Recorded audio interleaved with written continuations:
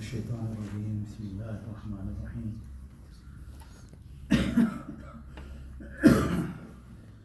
قال ألم أقل لك إنك لن تستطيع معي صبرا قال إن سألتك عن شيء بعدها فلا تصاحبني قد بلغت من لدني عذرا فانطلقا حتى إذا أتيا أهل قرية استطعما أهلها فأبوا أن يضيفوهما فوجدا فيها جدارا يريد أن ينقض فأقام قال لو شئت لاتخذت عليه أجرا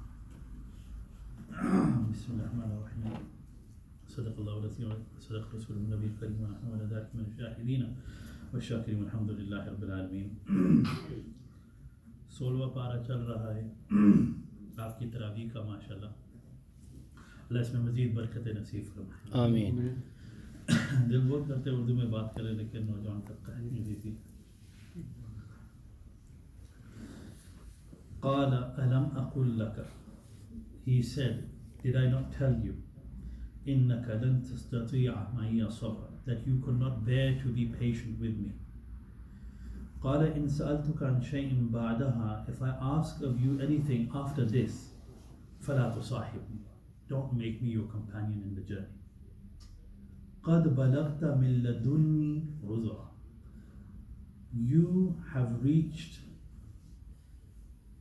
enough reason from myself to absolve yourself from any criticism. This is actually Hazrat Musa alayhi salam talking with Hazrat Khizr alayhi salam. Really before this this is actually Surah Kahf, so you need to know the backdrop. तो मुझे एक दो बार के पीछे जाना पड़ेगा. In fact, मुख्तसर सूरह काफ का तारुफ करा देता हूँ. सूरह काफ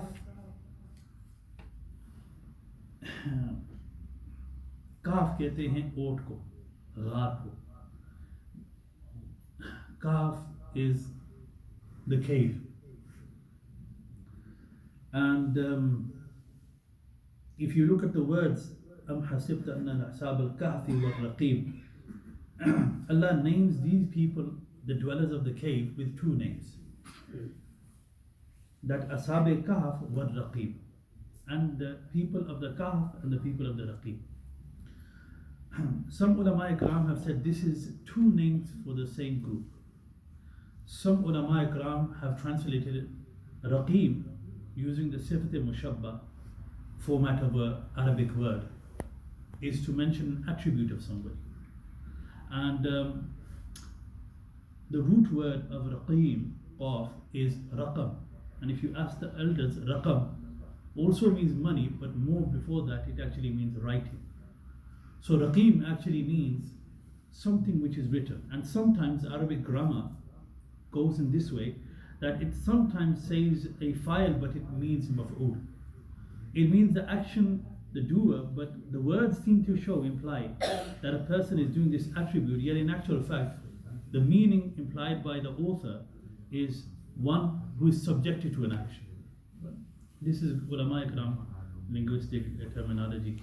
So Raqim actually means those who had been written. Now the question is, the ulama have discussed why Raqim, those that were written. What was written? These are the people of the cave dwellers. It makes sense to refer to them like this. So they dwelled in a cave, they lived for a time in a cave, so it made sense to call them the people of the cave. But the secondary meaning is a Raqib means something, their names had been written. Now, if you look at this Raqib, you will find out that these two names are very, very definitive and very, very appropriate. Ashab al-Kahf because they became the people of the cave, and Raqim was such that it's written about this. Maulana, I think Zafar Ahmad Usmani rahmatullahi in the olden days used to give a tafsir from King Fahd, and the tafsir of Urdu mashhur was tafsir Usmani. So I had that in my early days, and I used to read that avidly. It was a beautiful tafsir and it's very explanatory, and the translation was Shah Muhammad Shaykh al-Hind rahimahullah. Anyway, from there it's said that these people, the king of that time, of that era, of these youngsters, he was an oppressive idolater. And when you have regime, you have power, you have authority, you are the final yes or no person. He enforced that rigorously to the extent that he killed many a people. And these youngsters, Allah blessed them, that Allah put the light of Tawheed in their heart. They thought about it, that things that we create with our own hand, those things in their essence and the shaping of them and their molding is required from our movements.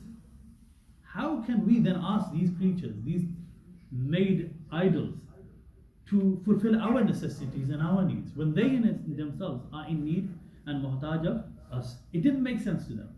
Good, logical, sound, reasoning, thinking. They made a decision. But who were they? They were the hierarchy of the youth. They weren't the street urchins. They weren't the common louts of the road. No. They were privileged youngsters.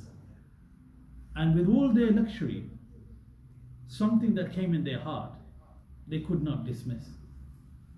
They saw around them the enforcement of the regime of idolatry, and their hearts couldn't bear it. The heart of a muwahhid is such that he can't bear, after the light of Tawheed come in his heart, he can't bear to put his head down in front of anybody. Even lately, incidents come to mind, but I won't mention them, but because I don't want to go long out. But it's people who are not even practicing outwardly. You may look at them and say, this person, he probably doesn't even read namaz. But Tawheed is such a thing that it doesn't allow his head to buckle or bow down to Ghairullah. So these people, youngsters, with all the luxuries and everything, they couldn't do it. So they had a meeting amongst themselves. They said, listen, when the kings called them and heard about their gossip, the king called them, and they adamantly said Kalimatul Haq in the Sultan al-Jair. They said the true word in front of the oppressive king, which is Afzal al-Jihad in a hadith, sallallahu alayhi wa sallam. So what happened was, the king at that time took into consideration that they were the sons of his wazirs, grand wazirs. They were sons of his vice generals. Bade wazir ladle ke bete. This plus the fact that he was very busy. As kings, they have a lot of important responsibilities. And what happened was, he gave them delayed time to think about the consequences of their chosen path and their higher ground. They came back and they done mashwara amongst themselves. They said, listen, we've seen the luxuries of this world. We enjoyed all the lavish things that we could acquire and require and desire. But it doesn't match up with what's in our heart. We don't feel content. You know, olden days, even the thieves had a conscience. And you say, how are you saying this? Do you have any proof? When the two outwardly seeming human beings came to Ibrahim alayhi salam, and they posed as human beings. Ibrahim alayhi salam, the Quran records that incident. And it says that Hazrat Ibrahim alayhi salam quickly, he was so hospitable that he prepared a whole goat, or some say a whole sheep for them in a small amount of time and put it in front of them. Because Mehman Nawazi was a Torah imtiaz of a Nabi, and this is a quality that we should be also accepting.